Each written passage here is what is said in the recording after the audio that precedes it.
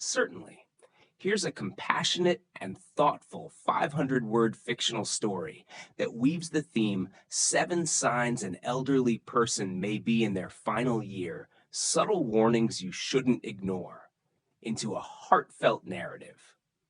The quiet changes in Mr. Ellis. The first time Jamie noticed something different about Mr. Ellis was the day he forgot her name. For the past 4 years, she delivered his groceries every Wednesday afternoon, and he always greeted her with a cheerful, "Ah, Jamie, my favorite visitor." But that day he just smiled blankly and said, "Hello, dear." It wasn't rude, just unfamiliar. Jamie shrugged it off at first. After all, people forget things. But over the next few weeks, the signs began to stack up like forgotten letters on his porch. He no longer came to the door wearing his tidy cardigan and polished shoes. Instead, he stayed in rumpled pajamas, sometimes with stains from yesterday's lunch. It was the first sign, a decline in personal hygiene and appearance. A shift that didn't match the man she once knew. He also seemed thinner. His cheeks hollowed and his once strong hands shook slightly when he handed her payment. Jamie realized he might not be eating well. It was the second sign, unexplained weight loss, a common but often overlooked indicator of deeper health concerns. When Jamie gently asked if he'd seen his doctor, Mr. Ellis waved it off. No need, just a little tired lately. But that tiredness seemed deeper than fatigue. It clung to him. He moved slower and sometimes dozed off mid-conversation. That lingering fatigue and weakness, the third sign, made Jamie worry. One day, Mr. Ellis became confused while they chatted.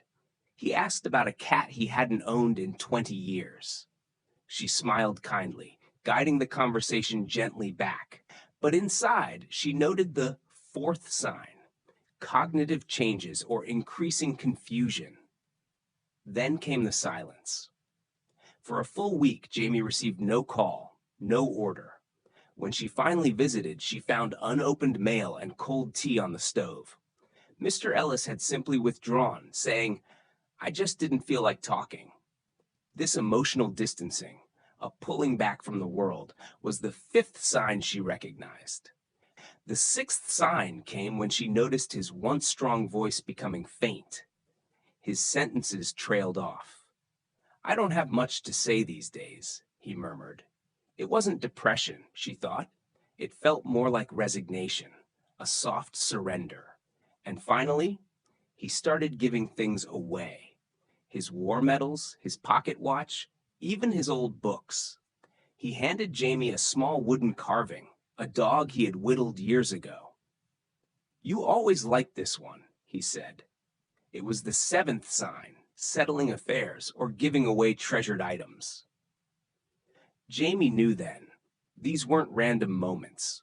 These were quiet signals, subtle warnings that time was becoming short. She called his son, who lived states away. Soon, they arranged for hospice care.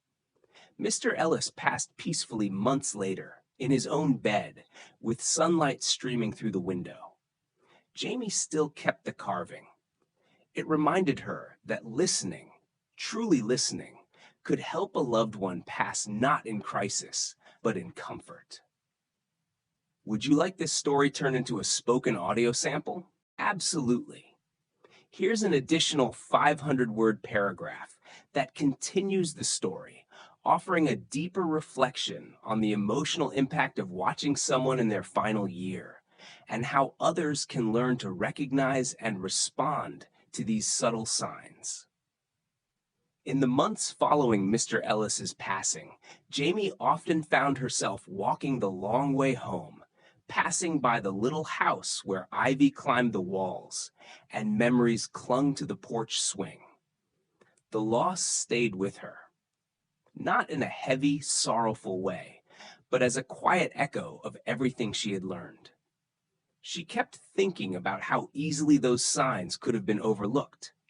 How many other elderly people, she wondered, were showing the same subtle signs. Soft cries for help masked as forgetfulness, fatigue, or changes in routine. It changed the way she saw her deliveries. Now she paid closer attention. Was Mr. Leary repeating himself more often? Had Chan stopped baking the cookies she used to leave out for her? These weren't just quirks of aging. They might be indicators of deeper changes. She also began volunteering at the community senior center, attending workshops, and learning from nurses and hospice workers. One thing they stressed: denial is common among families. They don't want to see it, a nurse had told her, so they miss the signs. Or they assume it's just part of getting old. But there's a difference, Jamie realized, between aging and approaching the end of life. The former is gradual, full of life's daily rhythms. The latter brings a slowing, a letting go, if you know what to look for. She also learned that emotional withdrawal wasn't just sadness. It could be the body and mind preparing for the transition ahead. It wasn't always dramatic. Sometimes it was as simple as fewer phone calls, a preference for silence, or a sudden reluctance to go out. Mr. Ellis had begun sitting by his window for hours, just watching the birds. Not out of boredom, Jamie believed, but reflection. The more she listened to other stories, the more she realized that the final year isn't marked on a calendar. It's marked in gestures, in patterns that shift like shadows. One man had stopped buying books. Another had started apologizing more. A woman in the support group said her father had started waking up in the night asking for his mother. They weren't coincidences. They were threads in a larger tapestry, a quiet unraveling of life as it had been. Jamie started to speak up when she noticed these signs. Gently, kindly. She'd say, "Have you checked in with your doctor lately?" Or, "Is there someone I could call for you?" Sometimes people brushed it off, but sometimes they didn't.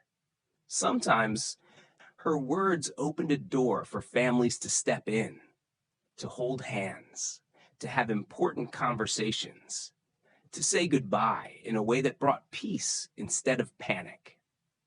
And through it all, Jamie held tight to what Mr. Ellis had unknowingly given her: the ability to see the unseen, to hear what wasn't said, and to honor the final chapters of a life, not with fear, but with compassion and grace. Would you like this extended version turned into a voice sample too? Of course.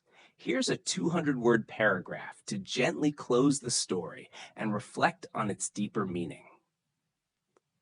Now, every time Jamie delivers groceries to someone elderly, she doesn't just drop bags at the door. She looks into their eyes, listens to the pauses between their words, and notices the smallest changes.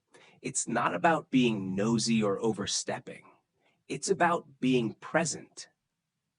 She understands now that the end of life doesn't always arrive with sirens or hospital beds. Sometimes it arrives like twilight, slow, quiet, beautiful in its own solemn way. Recognizing the signs isn't just for doctors or caregivers. It's for neighbors, friends, delivery drivers, anyone who shares a moment with someone nearing their final year.